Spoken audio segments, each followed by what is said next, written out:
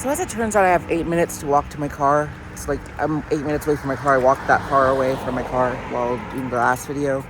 So I figured I'd just make a video about this. I'm a practicing Christian, albeit I'm trans, yes, but I'm a practicing Christian. I go to church and I read the Bible every while and all that stuff. I'm not devout, so to speak, in like the most profound of ways, but like I practice. And I was raised through that.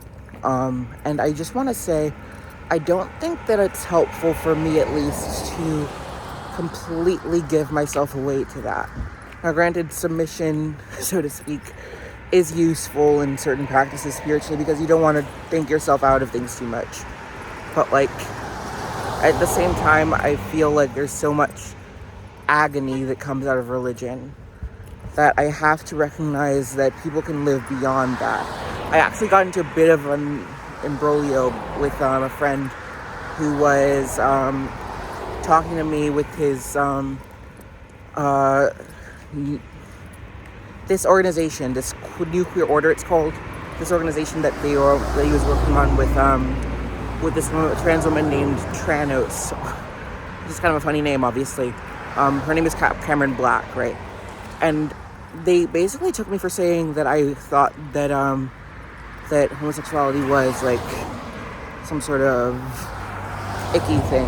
And basically what I said was that I take it as some sort of sinful thing, but just like anything that is, the difference is that I said that any sort of non-reproductive sex is in some way sinful. And the thing with me is I don't see sin as like necessarily being harmful or being a sort of like, you know, violation of someone's respect. I think that it's basically just not ideal.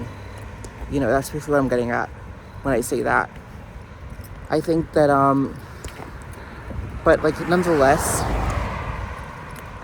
I see how getting into that territory of thinking can estrange me from the world I live in. And the thing is, the Bible explicitly discusses things like, you know, he who is in Christ is greater than he who is in the world, all that stuff. Or Christ who is in the man is greater than the man who is in the world. You know, and like, that's useful, yes, in like combating so-called unholy, or rather, I should say, violent or violating thoughts, or things that are, you know, undisciplined or unrefined, rather.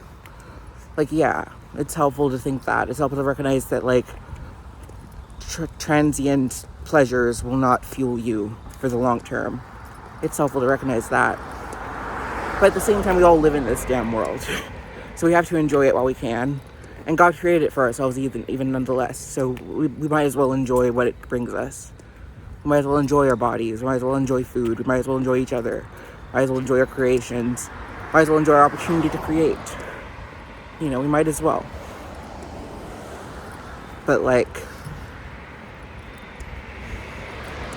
I think it's not something I can fully do to just say I am a Christian before saying I'm a Christ fan, so to speak. I often called myself that for some time, a Christ fan, not a Christian, because I really recognized and appreciated what Jesus Christ was all about.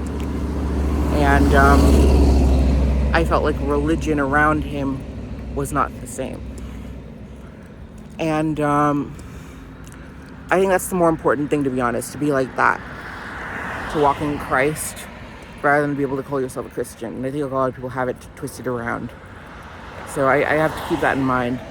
We have 4 more minutes till I'm at my car, or something like that. And I just feel like,